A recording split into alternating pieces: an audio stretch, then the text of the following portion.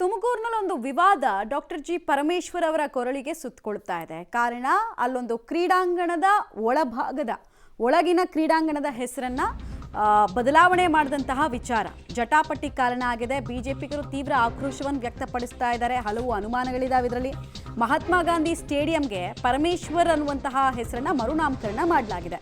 ಇದು ಸಂಘರ್ಷಕ್ಕೆ ಎಡೆ ಮಾಡಿಕೊಡ್ತಾ ಇದೆ. ಜಿ ಪರಮೇಶ್ವರ್ ಹೆಸರಿನ ನಾಮಫಲಕವನ್ನು ತೆರವು ಮಾಡಬೇಕು ಕೂಡಲೇ ಅನ್ನುವಂತಹ ಆಗ್ರಹ ಬಿಜೆಪಿಗರದು. ನಿನ್ನೆ ಅಷ್ಟೇ ಪ್ರತಿಭಟನೆನ ಜಿಲ್ಲಾ ಬಿಜೆಪಿ ಘಟಕ ಅಲ್ಲಿ ಬಂದ್ ಮಾಡಿತ್ತು. ದೊಡ್ಡ ಹಂಗಾಮ ಕೂಡ ಆಗಿತ್ತು. ಶಾಸಕರುಗಳು ಸ್ಪಾಟಿಗೆ ಬಂದಿದ್ರು. ಜ್ಯೋತಿ ಗಣೇಶ್ ಅವ್ರನ್ನ ನೋಡಿದ್ವಿ ನಾವು. ಅವ್ರ ಜೊತೆಗೆ ಬಿಜೆಪಿ ನಾಯಕರು ನೋಡಿದ್ವಿ. ನರೇಗಾ ಯೋಜನೆಯಲ್ಲಿ ಮಹಾತ್ಮ ಗಾಂಧಿ ತೆಗೆದಿದ್ದಕ್ಕೆ ಕಾಂಗ್ರೆಸ್ ಅವರು ಹೋರಾಟ ಮಾಡ್ತಾರೆ. ಇಲ್ಲಿ ಗಾಂಧಿ ಹೆಸರು ತೆಗೆದ್ಬಿಟ್ಟು ಪರಮೇಶ್ವರ್ ಹೆಸರು ಇಡೋದಕ್ಕೆ ಓಕೆ ಅಂತಾರೆ. ಆಮೇಲೆ ಇದು ಒಳಭಾಗದಲ್ಲಿ, ಹೊರಗಡೆ ಹಂಗೆ ಇದೆ ಮಹಾತ್ಮ ಗಾಂಧಿ ಅನ್ನುವಂತಹ ಹೆಸರು. ಬಟ್ ಪ್ರಶ್ನೆ ಇರೋದಿಷ್ಟೇ, ಪ್ರೊಸೀಜರ್ ಫಾಲೋ ಆಯ್ತಾ ಅಂತ. ಪ್ರೊಸೀಜರ್ ಫಾಲೋ ಆಯ್ತಾ?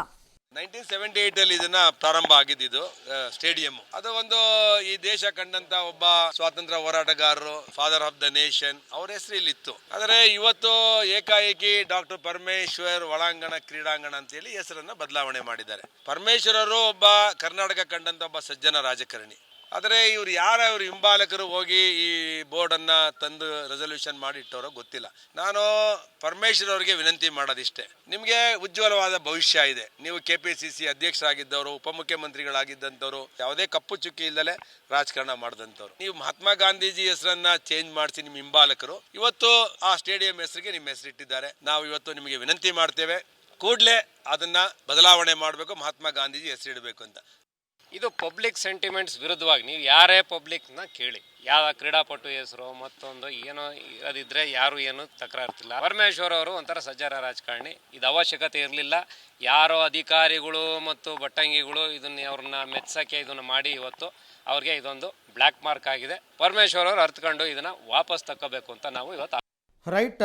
ಸೊ ಓಕೆ, ಈಗ ಒಳಾಂಗಣ ಕ್ರೀಡಾಂಗಣಕ್ಕೆ ಹೆಸರನ್ನ ಬದಲಾಯಿಸಿರ್ತಕ್ಕಂಥದ್ರ ನಿರ್ಧಾರ ಯಾರು ಮಾಡಿದ್ದು ಅದು ಪ್ರಶ್ನೆ.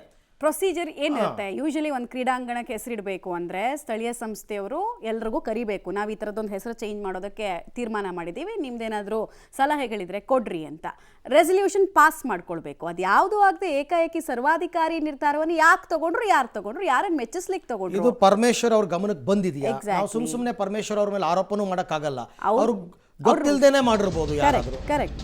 ಸೊ ಹಾಗೆಲ್ಲ ಆಗಿರುತ್ತೆ.